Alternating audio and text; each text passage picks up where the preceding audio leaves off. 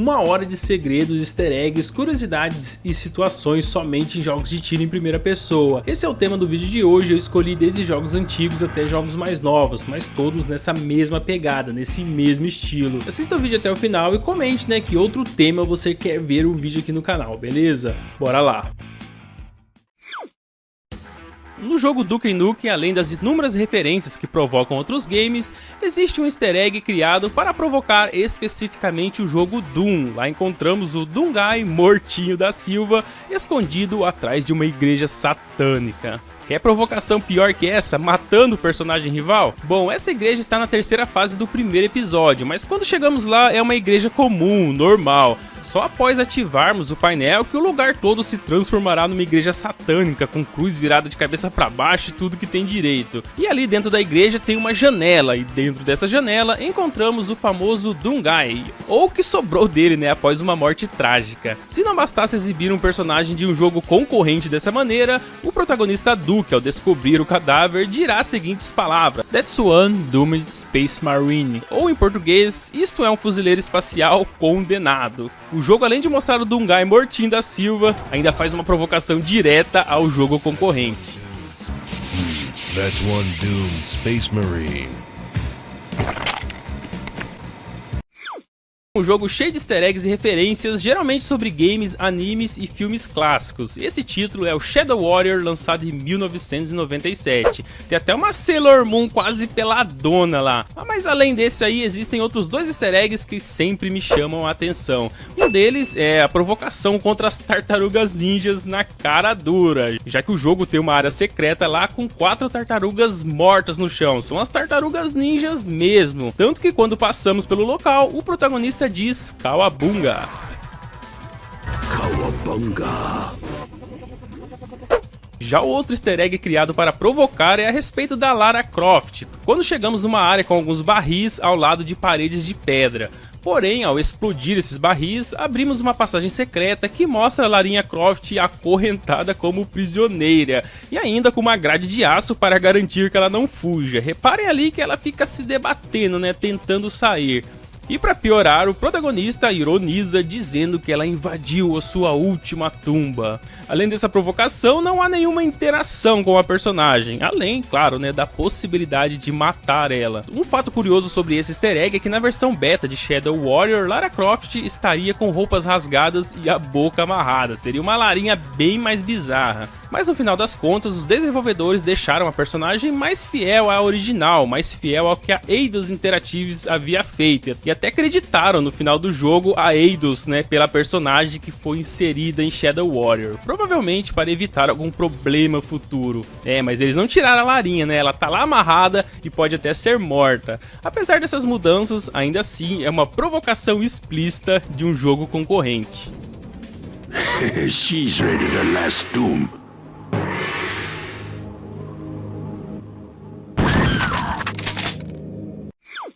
Agora uma mensagem subliminar que também faz ferver seu sangue, só que de uma forma bem diferente, pois em Half-Life 2 a mensagem é de gritos de terror.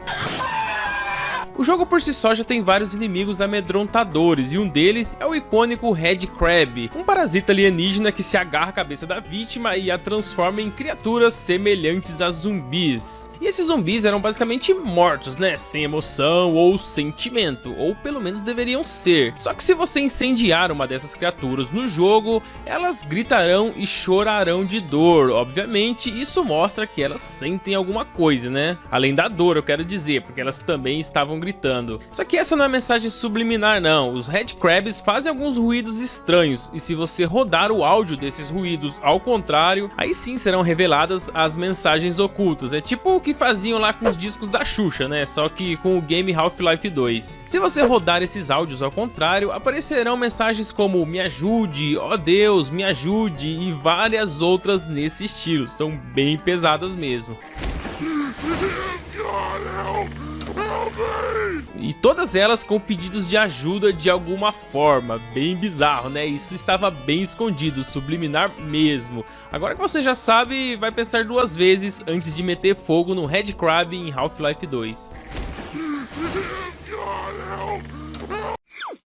Durante a batalha contra o chefe final do jogo Doom 2, você só consegue causar dano nele se acertar num ponto muito específico do chefão. Isso porque os programadores, na realidade, colocaram a cabeça do próprio John Romero, criador de Doom, em uma estaca lá no final do corredor. Olha isso aí, né? A cabeça do criador do jogo como o ponto fraco ali do boss. Só por aí já seria um easter egg super maneiro. O problema é que os criadores foram mais além e deixaram uma mensagem de áudio ao contrário quando encontramos essa sala do boss, quando chegamos a primeira vez nessa sala do boss. Escuta aí.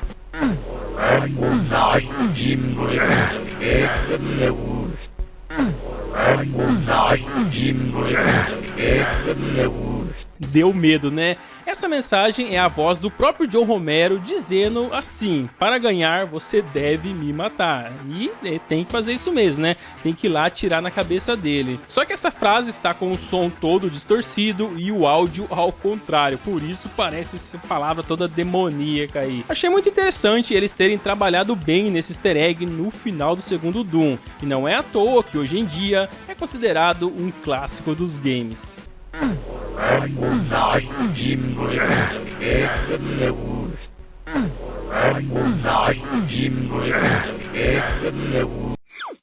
Band and the Dark Revival é um jogo de terror e sobrevivência em primeira pessoa, ambientado num estúdio de desenho animado, o estúdio mais assustador que já existiu no mundo dos games, ainda mais com esses gráficos desenhados que dão uma singularidade impressionante a esse título. Em média, um jogador convencional demora em torno de 7 horas para terminar esse jogo, e algumas horas a mais se você quiser fazer 100% dele. Só que zerar esse game pode acontecer em apenas 20 minutos e ainda sem você apertar nada, e isso desbloqueará um easter egg que eu vou mostrar agora. Bem no início da trama, você está no controle da personagem Audrey. Ela está numa sala escura, desenhando ali justamente os personagens do título. E uma das primeiras falas do jogo é Audrey dizendo que precisa pegar um café, e o jogo pede para você apertar ali uma tecla ou um botão de ação, dependendo de onde você está jogando, para que ela se levante e vá buscar esse café. Você precisa apertar um botão para levantar e buscar o café. No entanto, se você não apertar nada, não fazer nadinha mesmo durante 20 minutos,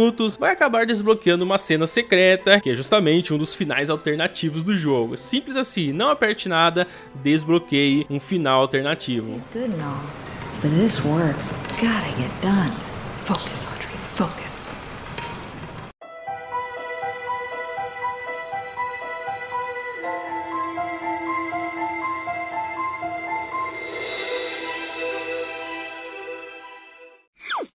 O jogo Rage de 2011, apesar de não ser tão famoso, foi desenvolvido pela id Software, a mesma empresa por trás de jogos extremamente famosos como o Doom lá dos anos 90 e vários outros FPS daquela época. Rage se passa num futuro pós-apocalíptico após o impacto de um asteroide na Terra. Os jogadores ali assumem o controle de Nicholas Raine, um soldado colocado em hibernação em um abrigo subterrâneo que emerge no deserto um século depois e se torna um homem procurado pelas autoridades. O jogo é interessante e tem muitos easter eggs e até áreas com cenários semelhantes a Doom, Wolfenstein 3D e outros jogos da empresa id Software. Tem muita referência ali. E o easter egg que eu gosto demais pode ser desbloqueado apenas não fazendo nada dentro do game. Enquanto você estiver equipado com seu lança-foguete, apenas solte o controle, fique só olhando. Se você ficar parado em torno de 5 minutos, aparecerá uma mini tela LCD com um jogo Doom clássico. Eu gosto muito de Doom e essa referência eu gostei demais.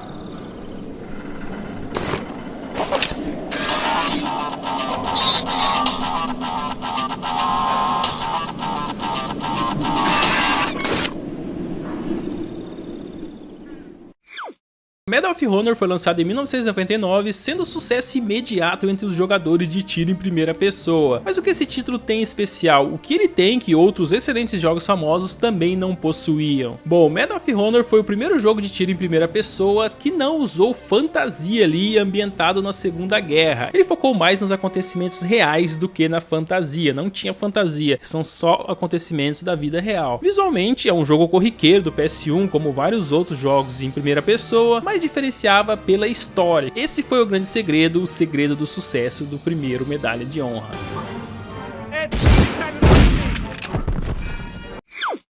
Falando em história, Medal of Honor foi desenvolvido pela DreamWorks, com a história de Steven Spielberg. Sim, o mesmo Steven Spielberg que você já ouviu falar em filmes como Jurassic Park, Indiana Jones, ET e vários outros. Foi ele quem escreveu a história de Medal of Honor. Aliás, o game teve a inspiração de Steven Spielberg durante a direção e produção do filme O Resgate do Soldado Ryan, aquele filme de 1998. Esse grande clássico dos cinemas também teve envolvimento de Steven Spielberg e foi ali que ele deu início à história do jogo Medal of Honor. Além do primeiro game, Steven Spielberg criou a história também do segundo e terceiro título da franquia. São eles Medal of Honor Underground, dos anos 2000, e Medal of Honor Frontline, que foi lançado em 2002. Inclusive, o início desse jogo Frontline aí retrata um cenário muito parecido com o início do filme O Resgate do Soldado Ryan. Ainda falando sobre o filme Resgate do Soldado Ryan, para você ver como o filme teve uma grande influência no game, muitos dos efeitos sonoros do filme, como tiros, gritos e explosões, foram usados no jogo e reaproveitados em outros títulos da franquia. É isso mesmo, os mesmos áudios originais do filme foram reaproveitados não só no primeiro game, mas também em outros títulos Medal of Honor. Agora, cada vez que você jogar e ouvir explosões, gritos e tiros, vai saber que foi retirado do filme. Criar um jogo de tiro em primeira pessoa para o primeiro console da Sony era uma loucura, era muito difícil mesmo. A demonstração disso estava na quantidade de polígonos que poderiam ser usados em cada personagem, que era algo em torno de 200 polígonos. Por causa dessa limitação, era mostrado apenas 4 personagens na tela ali ao mesmo tempo, você só conseguia ver 4 inimigos. Isso obrigou Christopher Cross, o designer-chefe de Medal of Honor, a recorrer a truques como fumaça e espelhos para que não percebesse quando os personagens eram gerados na tela. Então, quando você via vários personagens na tela, era porque algum tipo de truque desse ocorreu sem a gente perceber. Você sabia disso? Já tinha reparado que os inimigos vinham sempre em pequenas quantidades? Bom, agora tudo faz sentido. Além do console não conseguir gerar muitos polígonos ao mesmo tempo na tela, a equipe também não conseguiu utilizar skyboxes, que é uma técnica de criar planos de fundo para fazer com que o cenário pareça muito maior do que ele realmente é. Por conta disso, a maioria das missões se passam à noite. De dia seria muito mais difícil, né, você criar essa técnica, fazer vários cenários, seriam muitos polígonos. À noite você simplesmente deixa o fundo escuro em vez de criar um cenário dinâmico em cada fase. Durante o desenvolvimento, Medal of Honor era bem diferente do que conhecemos. Acontece que poucos meses antes do jogo ser lançado, 2 adolescentes entraram em uma escola lá no estado do Colorado, nos Estados Unidos, e causaram uma tragédia que ficou muito famosa aí no início dos anos 2000, foi uma triste mesmo que aconteceu. Esse caso levantou muitas críticas aos jogos de tiro em primeira pessoa naquela época, e sabendo que aquilo poderia ser péssimo, né, para a imagem da DreamWorks, a empresa tratou de providenciar uma mudança drástica, uma mudança significativa no jogo. Como inicialmente o título era recheado de sangue e muitas atrocidades típicas de uma guerra, a empresa previu que aquele caso do Colorado seria associado ao seu game, então a equipe optou por tirar todo o sangue do jogo e deixou a versão do jeito que conhecemos hoje. Medal of Honor foi lançado em várias regiões do mundo, no entanto, na Alemanha, a série foi considerada controversa devido aos símbolos como emblemas, uniformes e bandeiras que podem ser encontrados ao longo do jogo. Aquele símbolo, né, que vocês conhecem lá e tal, daquele segundo conflito, então não posso falar o nome, mas vocês sabem que símbolo eu tô falando. Naquele país, esse tipo de simbologia só pode ser usado para referências históricas, assim o game foi considerado inadequado para os mais jovens e disponibilizado apenas para as pessoas maiores de 18 anos, e toda a publicidade do jogo foi retirada.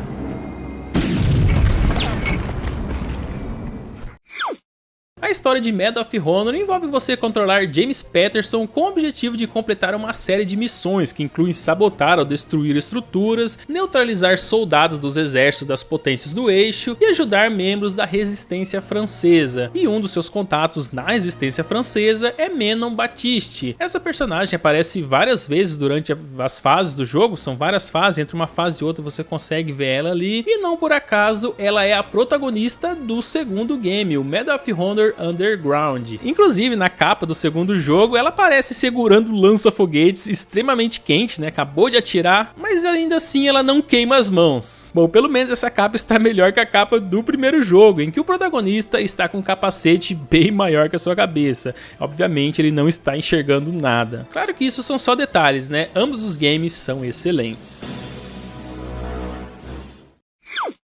Já que eu citei o segundo game, o Medal of Honor Underground, se você já jogou, sabe que depois de completar o jogo, é desbloqueado um nível bônus não canônico chamado Panzerknacker, no qual o jogador joga com o tenente Jimmy Patterson, que é o protagonista do primeiro jogo, né, do jogo anterior. É uma fase bônus do segundo jogo, mas que você controla o protagonista do primeiro jogo. Só que diferente daquele tom bem sério do primeiro game, essa fase tem um tom mais humorístico, com inimigos estranhos dentro de um castelo, que incluía ali cães armados, cachorros dançando, cavaleiros carregando machados de batalha, soldados zumbis, soldados robóticos e vários quebra-nozes gigantes. E esses quebra-nozes se chamavam Panzerknacker, daí o nome, né, da fase bônus. O objetivo de todas as 3 missões disponíveis é construir um quebra-nozes que vai te auxiliar na missão final, ele vai ser o seu aliado. Já fiz live desse game aqui no canal, já joguei essa missão nessa mesma live, mas nunca tinha reparado que eu estava controlando o protagonista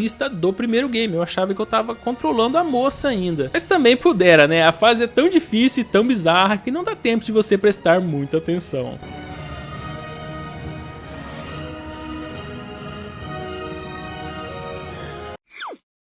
E por último, talvez a dica de videogame mais famosa de todos os tempos, que até levou inúmeros memes, a infame frase que aparece no final de Doom, que diz assim: para derrotar o Cyberdemon, atire nele até que ele morra. Essa sim deve ser a melhor, pior dica de todos os tempos, uma frase que aparece quando encontramos e temos que derrotar o Cyberdemon, uma figura intimidadora e um dos chefes mais difíceis da franquia. E mais uma vez, por ser um jogo de tiro, é óbvio que temos que atirar no chefão. Aparentemente era só uma piada dentro do jogo, mas essa frase icônica se tornou tão popular que apareceu novamente em jogos futuros, como em Doom Eternal, por exemplo, dessa vez referindo-se ao chefe Tyrant. Embora atirar nele até que ele morra seja a estratégia definitiva para quase todos os inimigos de Doom, essa frase com certeza ficará na história como a dica mais hilária e mais inútil de todos os tempos.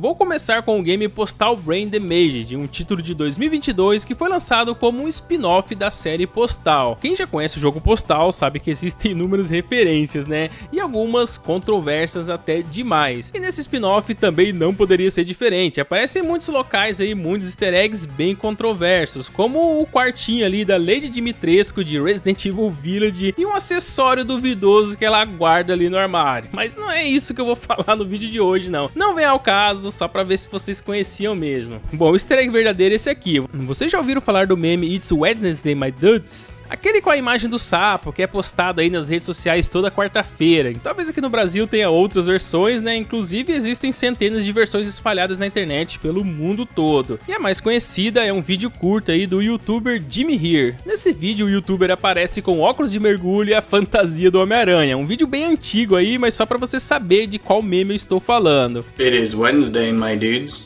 Enfim, esse vídeo de 5 segundos viralizou na internet, tem mais de 40 milhões de visualizações e acabou ganhando uma referência no jogo Postal Brain Damage, que acontece, obviamente, né, toda quarta-feira. Mas calma aí que eu vou explicar tudo certinho. Na quarta fase do game, em uma certa parte, se você ativar 2 alavancas laterais ali no mapa e escalar até um compartimento secreto ali no teto, encontrará o bom e velho sapo original do meme. É o mesmo sapo que foi usado no meme original lá de 2014. Caso você faça essa descoberta em qualquer dia da semana que não seja quarta-feira, você vai desbloquear uma conquista. A conquista se chama Não é Quarta-feira e o sapo apenas fará um som característico de um sapo. No entanto, se você vir aqui numa quarta-feira, aí sim o jogo vai fazer uma referência ao aquele vídeo de 5 segundos do youtuber Jimmy Here, e ainda com remixagem e tudo mais, e uns civis dançando ali na sua frente. É bem bizarro e interessante ao mesmo tempo. Se você chegar aqui na quarta-feira, vai acontecer essa bizarrice aí. It is Wednesday. Bom, se você estiver assistindo esse vídeo numa quarta-feira, então aí sim esse easter egg estará completo.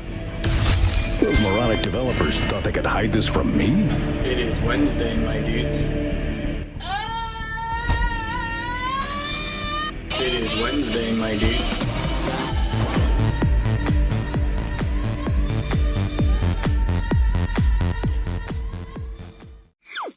Já no jogo Doom de 2016, existe um easter egg de aniversário escondido dentro de uma câmara secreta atrás das paredes. É um local bem escondido mesmo, e chegando lá você encontrará um bolo, um esqueleto aniversariante que aparentemente estava lendo um livro meio suspeito ali, e um balão de aniversário bem colorido que chama bastante atenção naquele local. E por ser um jogo FPS, né, um jogo de tiro em primeira pessoa, a primeira coisa que você pensa é atirar e estourar aquele balão. E se você fizer isso, atirar no balão, ouvirá um som de comemoração em referência a essa festa solitária de aniversário. No entanto, se você atirar nesse mesmo balão, nesse mesmo local, no dia 30 de setembro ou no dia 10 de dezembro, o som sairá um pouco diferente.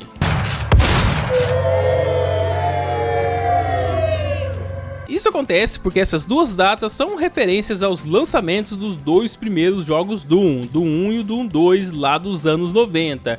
E a explicação é que provavelmente nesses dois dias os jogadores estavam comemorando o lançamento dos jogos clássicos. Você sabia dessa diferença quando estoura esse balão?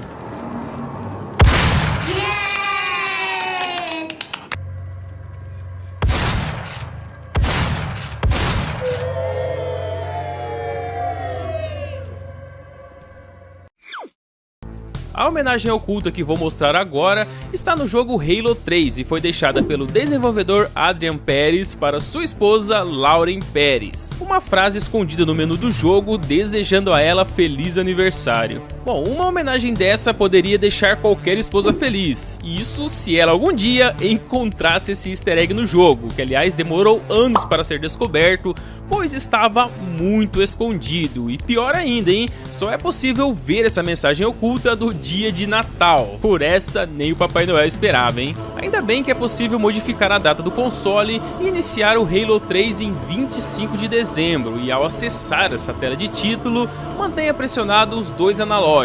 Pronto, só aguardar pacientemente que o menu principal vai se dissolver ali na tela num anel gigante e começará a se transformar no espaço lentamente. O anel vai começar a se formar ali no espaço. E se você tiver um olhar mais atento, vai perceber as palavras Happy Birthday Lauren, que é a mensagem oculta deixada pelo Adrian para sua esposa Lauren. Que jeito ruim de desejar feliz aniversário, né? O desenvolvedor deixou tão escondido que esse easter egg demorou 7 anos para ser descoberto, ou para ser divulgado pelo menos, né?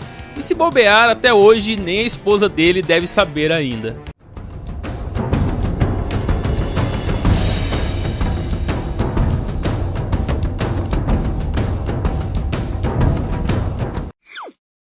Começando com o jogo Doom, que é um marco na história dos jogos de tiro em primeira pessoa. Lançado em 1993, ele introduziu milhões de jogadores no mundo infernal de Marte, recheado de demônios e adrenalina. Com sua jogabilidade frenética, trilha sonora icônica e design de fases inovador, para a época claro, Doom rapidamente se tornou uma lenda entre os FPS. Entre seus vários recursos, o Strafe Running se destacou como um glitch que revolucionou a forma de jogar, pois o protagonista ficava muito mais rápido, ele acelerava mesmo a caminhada se você usasse esse glitch. E você talvez até já usou muito esse recurso, que é andar na diagonal para fazer com que o Doomguy acelere, ande muito mais rápido, principalmente nas partes perigosas do jogo. Talvez você até achasse que isso era apenas um recurso do jogo, mas não era não, era um glitch que John Romero nem havia planejado, e ele mesmo confirmou isso em algumas entrevistas. Segundo John Romero, o criador do jogo, o glitch não foi planejado, ele sequer sabia da existência dele até um ano após o lançamento de Doom. O que foi bom, né? Os jogadores usaram bastante e foi até reimaginado em jogos futuros. Esse sim, realmente é um glitch que ajudou demais os jogadores.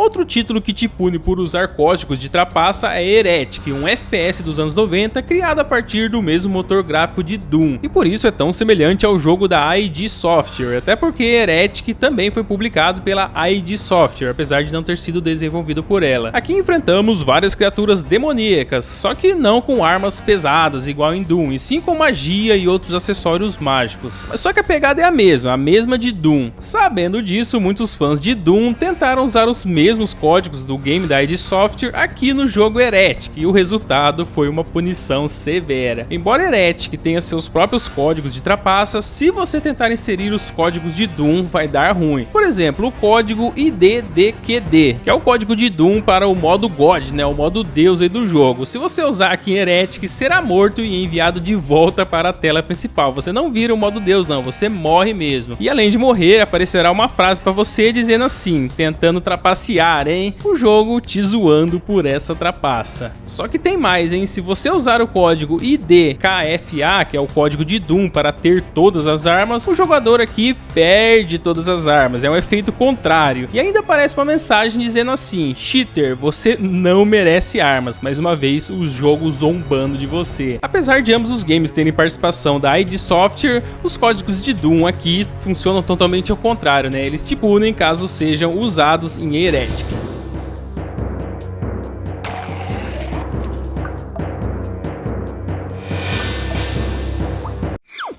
Em 1995, um jogo FPS ambientado no universo de Star Wars foi lançado para PlayStation e MS-DOS. A LucasArts acertou em cheio em Dark Fortress, pois o jogo traz boas memórias para quem jogou nos anos 90, né, até hoje. Inclusive também lembranças ruins de quando você tentava usar um certo código e era punido por isso. Um dos códigos que todo jogador queria utilizar em qualquer game, em qualquer época, né, é o modo Deus, aquela trapaça que te deixa invencível. E nessa versão de Star Wars existe esse código, só que ele se chama Lion Lame. Essa palavra aí é uma abreviação do nome LucasArts misturado com uma autoafirmação de que você é um lame. Que em inglês, né, lame significa algo como muito ruim, muito fraco, um lame. Aqui a punição é você ter que se humilhar para os desenvolvedores da LucasArts, afirmando que você não joga nada, precisa de um código supremo para passar as frases, você é muito ruim. Se você tem algum amor próprio, essa é uma das piores punições quando você trapaceia no mundo dos games.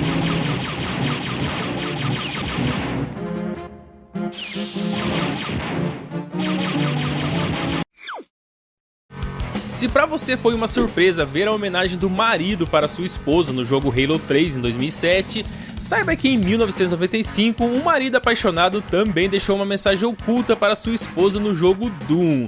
Não no Doom original de 1993 não, mas no port que saiu para o Super Nintendo. O jogo não ficou lá aquelas coisas, mas o easter egg compensa isso. Em meio a tantos monstros, gráficos pixelados e distorcidos, o programador Reid Linden deixou a seguinte mensagem: agradecimentos especiais à minha querida esposa Jodie Harvey. Essa frase está escondida no código-fonte do jogo, mas pode ser vista totalmente se você resetar o game algumas vezes. Se você fizer isso de forma correta, vai desbloquear os créditos secretos, e lá está o nome dela, né? O nome da esposa do programador. Além disso, na textura do céu do episódio 1 desse port de Doom, junto com os arquivos de gráfico, Randy escreveu uma mensagem adicional que não é visível no jogo. Você jogando ali no seu Super Nintendo não conseguirá ver. Porém, com as ferramentas necessárias, é possível ver a frase Randy Linden e Jodie Harvey, com coração no meio e tudo mais. Uma homenagem que até que é legal, né? Mas ver essa mensagem colorida, cheia de corações, praticamente dentro do inferno de Doom, é bem estranho. Agora uma mensagem subliminar que também faz ferver seu sangue, só que de uma forma bem diferente, pois em Half-Life 2 a mensagem é de gritos de terror. O jogo por si só já tem vários inimigos amedrontadores, e um deles é o icônico Red Crab, um parasita alienígena que se agarra à cabeça da vítima e a transforma em criaturas semelhantes a zumbis. E esses zumbis eram basicamente mortos, né, sem emoção ou sentimento, ou pelo menos deveriam ser. Só que se você incendiar uma dessas criaturas no jogo, elas gritarão e chorarão de dor. Obviamente, isso mostra que elas sentem alguma coisa, né? Além da dor, eu quero dizer, porque elas também estavam gritando gritando. Só que essa não é mensagem subliminar não, os headcrabs fazem alguns ruídos estranhos, e se você rodar o áudio desses ruídos ao contrário, aí sim serão reveladas as mensagens ocultas. É tipo o que faziam lá com os discos da Xuxa, né? Só que com o game Half-Life 2. Se você rodar esses áudios ao contrário, aparecerão mensagens como me ajude, ó Deus, me ajude e várias outras nesse estilo. São bem pesadas mesmo. E todas elas com pedidos de ajuda de alguma forma, bem bizarro, né? Isso estava bem escondido, subliminar mesmo. Agora que você já sabe, vai pensar duas vezes antes de meter fogo no headcrab em Half-Life 2.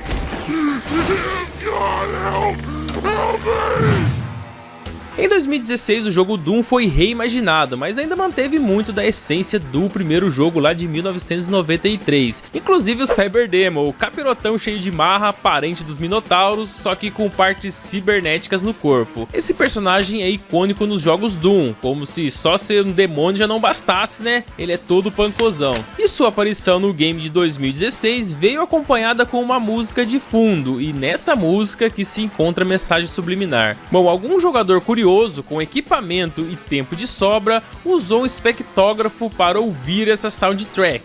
Espectrógrafo é um tipo de dispositivo ou um programa, né, usado para medir espectros de uma música, de um clipe de áudio ou qualquer coisa, né, que você coloque lá, ele vai demonstrar essa música de forma visual. Aí as imagens aparecem conforme o som da música. Então, na canção do Cyberdemo, você encontrará um pentagrama e o número 666 na representação visual. Olha que capirotesco, né? Uma mensagem muito escondida dentro da música e só com aparelho específico. Pode até não ser surpresa para muitas pessoas, até porque o jogo Doom passa praticamente dentro do inferno, né? Mas mesmo assim é bem assustador saber que alguém teve o trabalho de deixar uma mensagem dessa escondida na música do game.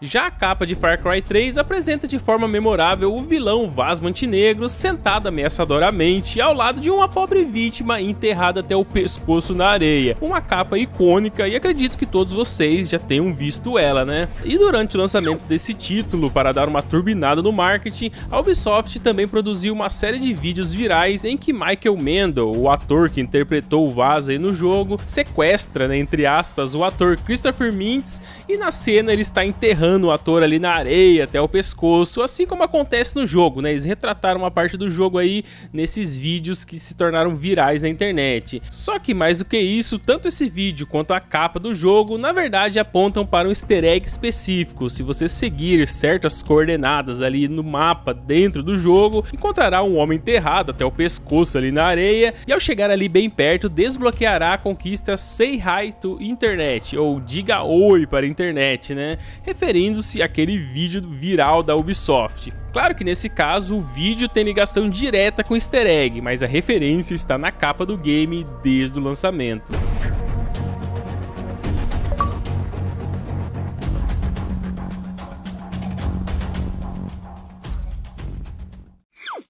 Se você já jogou Doom, Wolfenstein 3D e Quake, por exemplo, com certeza já ouviu falar de John Romero pelo menos uma vez, o cofundador da id Software, o co-criador desses jogos que eu citei, e de mais alguns jogos que ajudaram a revolucionar a indústria dos videogames nos anos 90. John Romero é bem famoso quando se trata dos primeiros FPS de peso. Bom, e além da grande capacidade de criar jogos, John Romero também guardou um segredo por 25 anos sobre a capa do game Doom e como ele teve uma participação direta nela. Conforme revelado pelo próprio Romero um tempo atrás, o artista dessa capa do game, essa capa icônica que vocês estão vendo, chegou no escritório da id Software e na época com um modelo masculino para posar como o icônico Doom Guy, seria o modelo de corpo para a criação dessa capa. O problema é que John Romero não ficou nem um pouco satisfeito com o resultado com que eles estavam fazendo ali para criar a capa e rasgou a própria camisa ali dentro do estúdio e se autotitulou o modelo de corpo de Doom Guy, o combatente que aparece na famosa capa do game. Esse principal aí é o John Romero.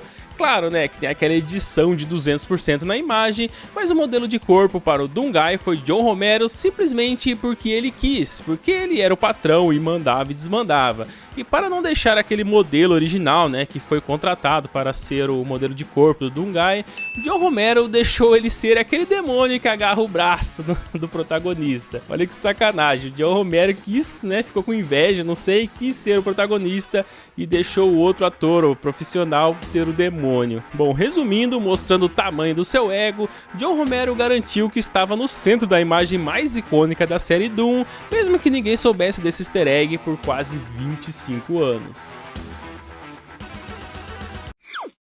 Já no jogo Borderlands 3, o easter egg está numa arte de capa que a Gearbox lançou quase 6 meses antes do jogo chegar às lojas. É uma arte que foi usada na capa também, mas foi lançada bem antes do game, e com tanto tempo em espera, os fãs puderam vasculhar cada pixel daquela capa em busca de mensagens secretas e acabaram encontrando bastante coisa. Os jogadores esquadrinharam essa imagem e encontraram várias mensagens escondidas, mas dentre elas, a mais famosa talvez, seja um código DLC que desbloqueia alguns itens exclusivos que os jogadores decifraram aí. Era uma sequência de números e letras que eles pegaram a imagem, foram alinhando tudo ali e conseguiram esse código completo. Claro que essa sequência não está óbvia ali na capa, é preciso saber onde procurar e como procurar. Os jogadores conseguiram fazer isso. E por estar tão escondido assim, a própria Gearbox, a desenvolvedora do game, insiste que os fãs, por mais que eles tenham conseguido achar bastante coisa, ainda não descobriram todos os segredos escondidos nessa capa. Tem gente procurando até hoje e não encontrou a última coisa que, segundo a Gearbox, ainda está escondido ali. Entre todos os games desse vídeo, a Gearbox foi a que realmente escondeu os maiores segredos na capa do seu próprio jogo. É quase um enigma em forma de capa em Borderlands 3.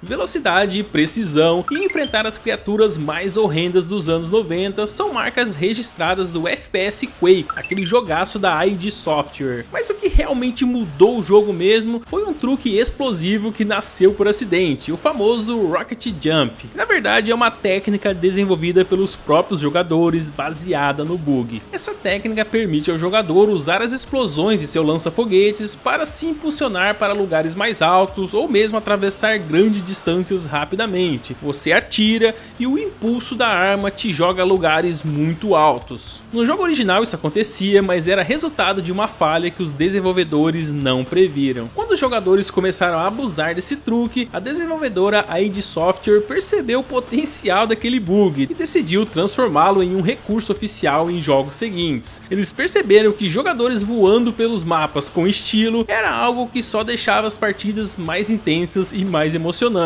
E hoje Rocket Jump é uma assinatura da série Quake graças a uma falha durante o desenvolvimento.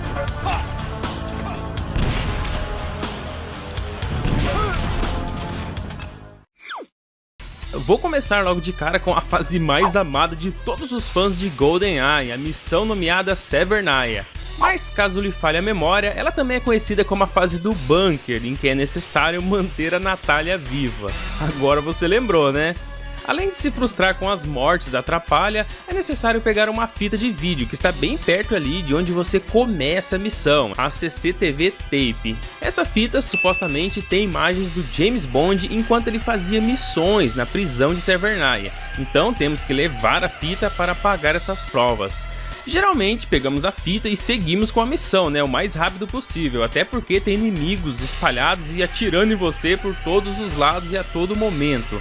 Mas se você é fã mesmo, percebeu que essa fita na verdade é uma cópia em VHS do filme original de 007 GoldenEye, lançado em 1995, o filme no qual o jogo é baseado. Bom, pra falar a verdade eu só pegava a fita e saía correndo, né, nunca tinha reparado nisso. Na época do Nintendo 64, criar rostos em 3 dimensões não era uma tarefa muito fácil, apesar de vários polígonos, o rosto ainda ficava bem esquisito, mas ainda dava para identificar a Natália, o James Bond e até o Martin Hollis. Pera aí, quem é Martin Hollis? Também não sei. A resposta é um dos produtores do game. A desenvolvedora de GoldenEye é a Rareware, a mesma empresa que hoje é mais lembrada pela série Donkey Kong, mas ela também fez muitos outros games famosos. O problema é que na produção desse FPS, os criadores não tinham tanta experiência em criar jogos em 3D, então muita coisa ali foi meio que adaptada, e por conta disso os rostos dos capangas dentro do game são na verdade os mesmos rostos da própria equipe da Rareware daquela época. Eles escanearam o próprio rosto e colocaram em todos os inimigos do jogo. Aqui eles literalmente deixaram sua marca no game. Nesse caso, seus rostos reais. Agora que você já sabe disso, duvido que não vai reparar em cada capanga que tiver que matar.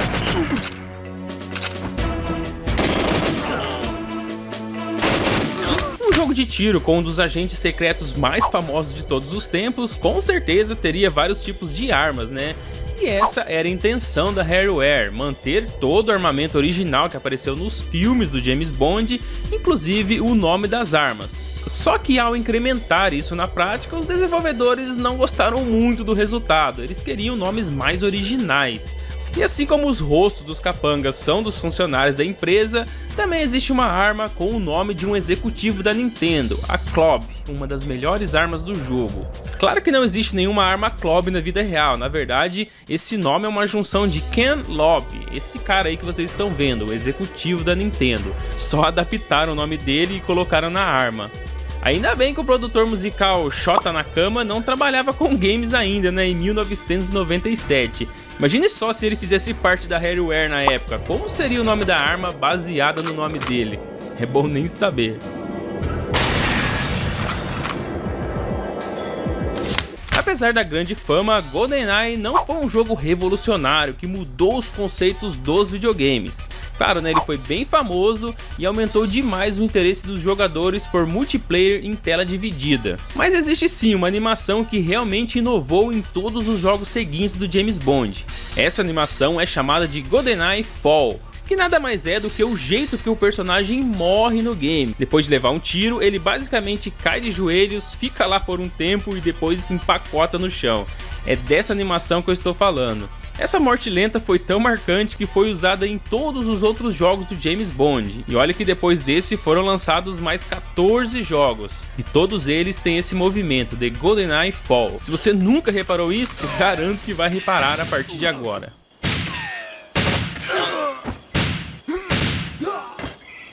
No jogo existe uma missão chamada The Silo, e lá devemos implantar explosivos nos laboratórios, evitar matar os cientistas e até fotografar o último satélite para ser usado como prova. Tudo isso em meio a muito tiroteio. Mas o que realmente chama atenção nessa missão é que próximo ao final da fase, um dos vilões carrega uma maleta e começa a correr assim que te vê. E nesse momento a situação fica meio subentendida que você deve perseguir o cara e pegar aquela maleta. E se você for sangue nos olhos o suficiente e conseguir essa proeza, alcançar o cara e pegar a maleta, é possível carregar ela por aí até terminar a missão. O que pouca gente sabe é que os desenvolvedores colocaram esse item no game originalmente como um easter egg que seria desbloqueado se você pegasse a pasta. Provavelmente você ganharia alguma coisa fazendo isso. Só que essa ideia foi descartada, mas a maleta continuou no game. No entanto, ela não serve pra nada, você pode correr até o vilão, matar ele, pegar essa maleta, só que ela será inútil. Bom, eu não sabia dessa e toda vez tentava pegar a maleta. Claro, né, que eu nunca consegui, mas tentar eu tentava. E você, já sabia dessa informação? Comenta aí embaixo.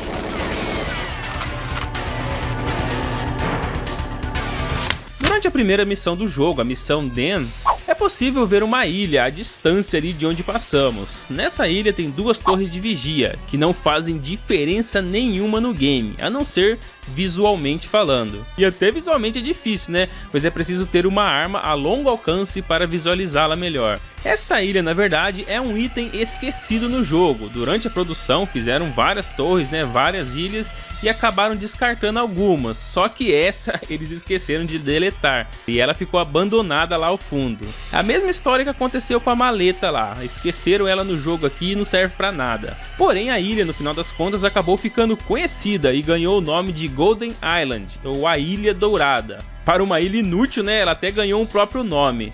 Você já viu essa ilha no game ou é a primeira vez que tá sabendo dela? Aproveita e já comenta aí também.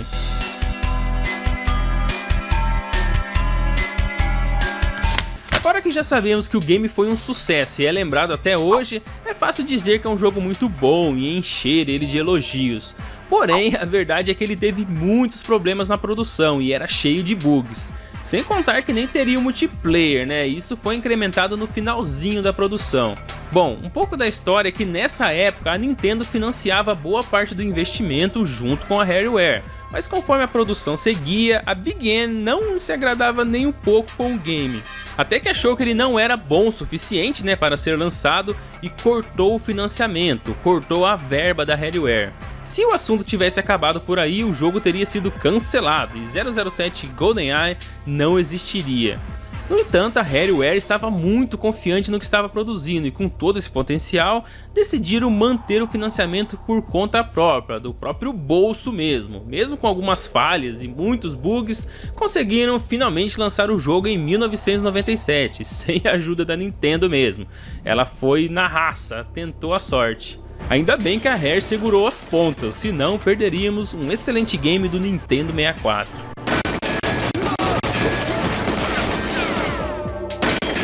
Um item que todo mundo obviamente notou no game são as caixas de metal, que aparecem em quase todas as missões. Elas são eficientes para esconder dos inúmeros tiros, né, que vem na sua direção. Dá pra você se abaixar ali, pois as caixas são indestrutíveis. Ou será que não são?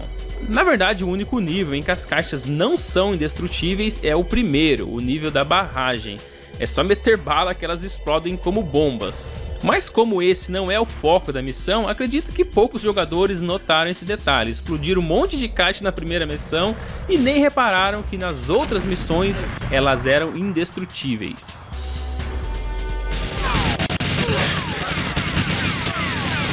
Falando em explosões, um detalhe que também pode ter passado desapercebido para a maioria dos jogadores é que praticamente todos os objetos do jogo podem explodir, mesmo que esse objeto não tenha nada de explosivo. Caixas, armas, campainhas, câmeras, qualquer objeto explode, independente do que ele é feito, independente da sua matéria-prima. A intenção era deixar o jogo mais divertido, que chamasse mais atenção, por isso tudo explodia, né? Coisa que chama mais atenção do que uma bela de uma explosão, nem que seja de uma caixa.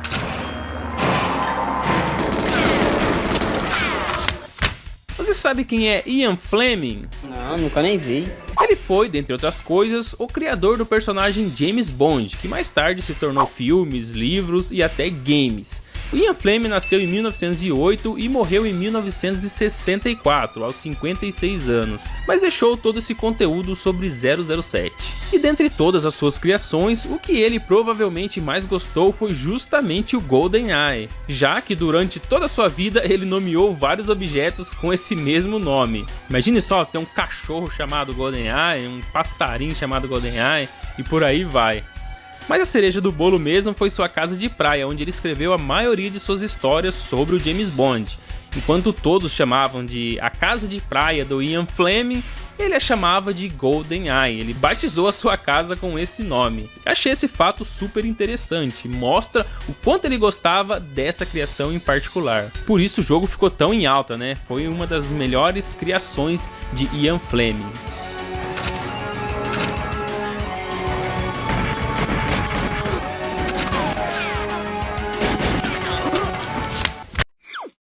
Todo mundo que já joga videogame há um tempo sabe que a franquia Battlefield e Call of Duty sempre tiveram uma rixa, sempre foram rivais no mundo dos games. E em COD, Modern Warfare e Modern Warfare 2, o sucesso da franquia aparentemente deixou os criadores de Battlefield bastante ressentidos. Eles não estavam aceitando que a empresa concorrente tivesse mais sucesso que eles. Em resposta disso, o jogo Battlefield Bad Company 2, lá de 2010, deixou uma cutscene que mostra um grupo desorganizado de soldados discutindo sua missão atual. Eles estão lá falando sobre a missão e de repente o soldado Sweetwater interrompe todo mundo e diz a seguinte frase: babacas de operações especiais com monitores de batimentos cardíacos de maricas em suas armas. I should clear this with Braidwood. No. He'll just send some special ops douchebags with pussy-ass heartbeat monitors on their guns instead of us. O soldado Sweetwater estava bem irritado e estava obviamente querendo ofender aí o grupo de operações especiais. Bom, guarde essa informação por enquanto e vamos para o próximo exemplo. Bom, ainda nesse jogo, numa missão chamada No One Gets Left Behind, o esquadrão, que eles chamavam de desajeitados, sobe alguns quadriciclos e decide correr um contra o outro até uma base de helicópteros próxima. E durante essa corrida, novamente, o soldado Sweetwater se gaba dizendo: se isso fosse uma corrida de snowmobile, eu te derrubaria, né? Eu te venceria. E o soldado ao lado responde: não é snowmobile, snowmobiles são para maricas. Fazendo referência àquela primeira conversa que eu mostrei agora há pouco.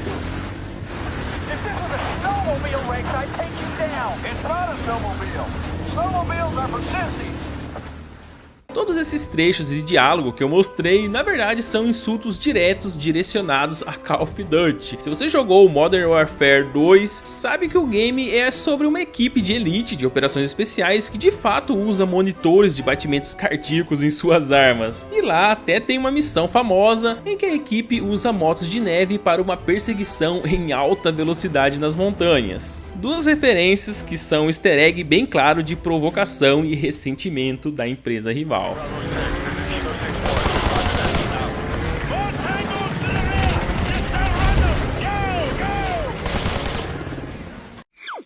A punição que você recebe no jogo Far Cry 4 é muito parecida com a que eu acabei de falar aí no jogo Matrix, já que se você literalmente não fazer nada por 15 minutos no início do game, iniciará os eventos que terminam o jogo antes mesmo dele começar. Logo no começo de Far Cry 4 encontramos o antagonista psicótico Pagamin em sua sala de jantar quando chegamos lá pela primeira vez. Ali acontece uma cutscene e um pouco de conversa entre você e ele, até que o vilão deixa você ali na sala de espera, né, enquanto vai para outro cômodo da casa para torturar outro personagem. O negócio é tão bizarro que nessa hora o mais sensato seria você sair correndo dali o mais rápido possível, já que esse doido está ali por perto e provavelmente você será o próximo em sua lista. No entanto, se você fazer ao contrário do que o jogo sugere, ficar parado nessa sala aí por 15 minutos, parado mesmo, sem fazer nada, só ficar dentro da sala, não saia daqui. 15 minutos depois iniciará uma cadeia de eventos que terminam o jogo antes mesmo dele começar. Sim, o jogo acaba e game over. Tem uma pequena cutscene e game over mesmo. Para alguns isso pode ser visto como um bônus, por causa do final dramático, tem um desenrolar da história ali, com as cinzas no altar e tudo mais. Só que por outro lado é um tipo de punição, já que você fazendo dessa maneira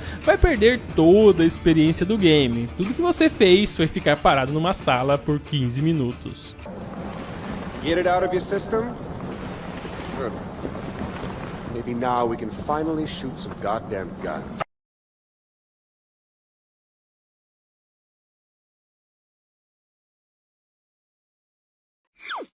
E por último eu escolhi Alien Isolation, o jogo mais punitivo desse vídeo se você for um jogador medroso e tentar se esconder em vez de seguir em frente na missão. A maioria dos jogos de terror e sobrevivência exige que você sempre esteja em movimento ali. Alien Isolation é um exemplo disso, mas lá tem um predador em constante evolução querendo te pegar, querendo te matar. Então suas táticas ali só de sobrevivência nunca são tão simples assim. O jogo te manda seguir em frente, mas você às vezes precisa se esconder, né? Precisa ficar em stealth ali contra a criatura. E você pode até pensar que está seguro, escondido em algum canto do cenário. Só que, na verdade, esperar muito tempo é exatamente o que estraga o seu disfarce, pois o alienígena pode rastrear o seu cheiro e sua IA em constante aprendizado se adapta às táticas covardes que você fizer aí ao longo do jogo. Você será punido se ficar parado, se não seguir o que o jogo está mandando você fazer. É um jogo de perseguição, um jogo de evolução. E se você não seguir as regras, ficar mais parado, mais escondido, você será punido, você será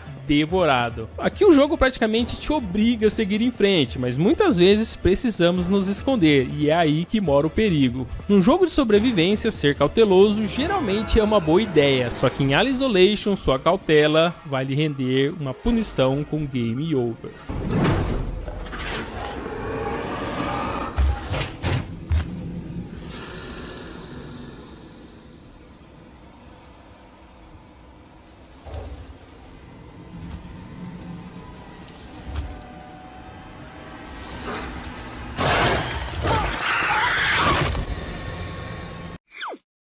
Call of Duty, assim como a maioria dos segmentos desse FPS da Activision, o jogo se passa em cenários realistas e o inimigo geralmente são outros soldados e tecnologias dentro do mundo de Call of Duty. Eles não fogem muito da proposta do jogo, né? Cada jogo tem sua proposta e ele se mantém ali. Só que entre uma explosão e outra, um tiroteio e outro, existe um local fora dos limites do mapa que, se você dar um zoom com sua arma bem no galho correto da árvore correta, verá que uma parte do cenário está distorcida, como se fosse um tipo de tecnologia invisível, ou simplesmente uma falha esquecida durante o desenvolvimento do game. Como não dá para chegar até lá, fica difícil decifrar o que pode ser. Muitos jogadores especulam que é uma referência ao Predador em uma cena que ele está justamente invisível em cima de uma árvore. Será que é isso mesmo? Será que é o Predador ou apenas uma falha gráfica? Acho que nunca saberemos.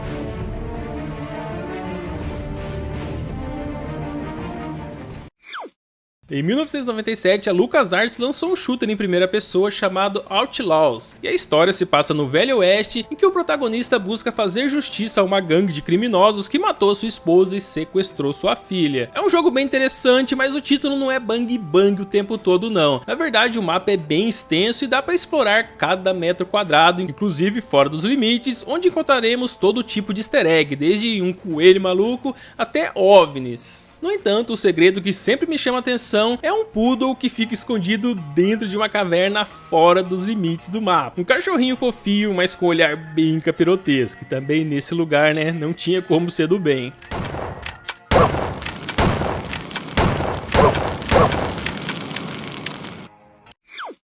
Um easter egg conhecido como Vaca Gigante aparece em Call of Duty United Offensive, um título de 2004 que saiu apenas para PC, e esse segredo é como diz o nome, você encontra uma vaca gigante se explorar fora dos limites do mapa do game. Mais especificamente no nível Crossroads e usando códigos da forma correta, é possível praticamente flutuar no mapa, e flutuando assim vamos chegar em uma casa que não estava dentre as fases do game, é uma casa fora dos limites. Com mais códigos ainda, será possível ter acesso a essa casa e acesso ao porão, e lá vai estar uma vaca gigante com um sino no pescoço. É um sino gigante, né? Deve ter o mesmo peso desse animal.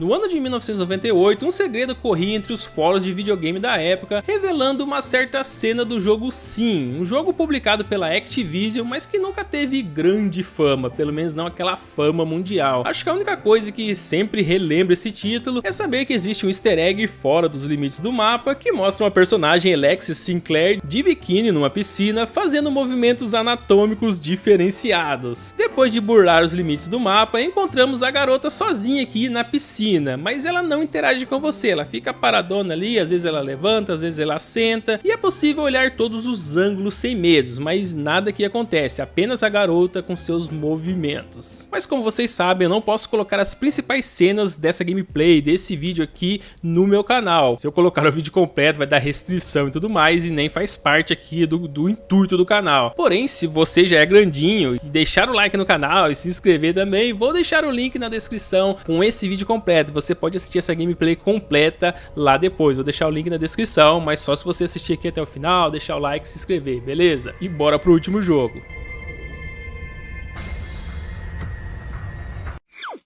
E para encerrar, um segredo em Fallout 3 que só foi descoberto porque existem muitos jogadores com tempo de sobra para fuçar incansavelmente nos arquivos de um jogo. Dessa vez o segredo estava fora dos limites da linha do metrô desse título. Pense comigo, mesmo falando de jogos de videogame, um trem ou um metrô tem rodas que correm em cima dos trilhos fazendo ele andar, assim como na vida real, né? O jogo pelo menos tenta simular isso para os jogadores, um trem andando no trilho, correto? Só que em Fallout 3, depois de entrar nos arquivos do game e explorar fora dos limites do mapa, foi descoberto que o trem na verdade é a cabeça de um personagem humano, e quando estamos em movimento, o personagem com a cabeça de trem se move junto. Você não está andando dentro de um trem, você está andando dentro de um personagem que tem a cabeça de um trem, e conforme o trem anda, o personagem também está se movimentando. Não sei se os desenvolvedores deixaram a parte de baixo do metrô assim como um tipo de easter egg pra gente descobrir depois, ou se reaproveitaram a mecânica de movimento do jogador para fazer o veículo andar. Não sei qual das duas opções. O fato é que o cabeça de trem aí ficou bem bizarro, para falar a verdade.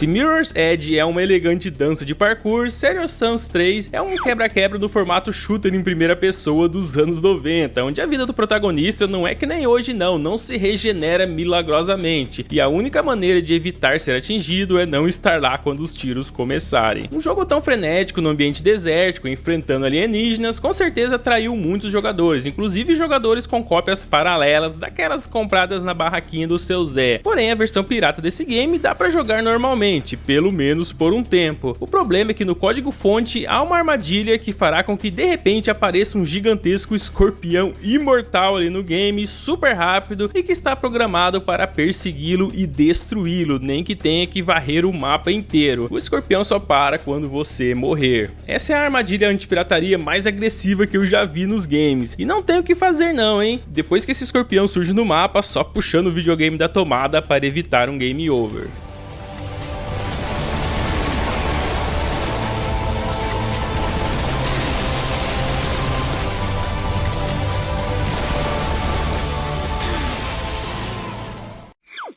E pra encerrar, eu escolhi a armadilha antipirataria mais hilária que eu já vi. Os jogos podem até tentar, mas poucos chegarão nesse nível de piadas que fizeram com os jogadores que burlaram o sistema. O jogo em questão é Crysis Warhead, um tipo de expansão do jogo original Crysis, só que com mais ação e explosões do começo ao fim. E o que realmente se destaca nesse FPS é a liberdade tática que dá aos jogadores. Você quer ser furtivo e atacar os inimigos silenciosamente? Pode ir em frente. Prefere entrar atirando e explodindo todas as coisas? Também é uma opção. Você pode fazer do jeito que você quiser. E o traje do personagem é super moderno e te transforma basicamente em um super-herói capaz de saltar alto, correr rapidamente e até absorver tiros aí como se fosse o super-homem. Esse jogo não tem desvantagem, só tem coisa boa pra falar sobre ele, exceto se você jogar a versão pirata, aí o jogo vira mais comédia do que ação. Isso porque um código peculiar no sistema de Crysis Warhead faz com que todas as munições do game sejam substituídas por galinhas. Sim, aquela ave cheia de penas e que bota ovos. Todo tiro que você ou seus inimigos derem se transformarão em galinhas. Galinhas mesmo rolando pelo chão, voando pelo ar. Só verá galinhas por todo lado. Uma piada que deixa as batalhas praticamente inúteis. Eu dificilmente morreria sendo atingido por uma galinha. Se esse era o recado que os programadores queriam deixar para os jogadores em relação a piratear o jogo deles, acredito que acertaram em cheio.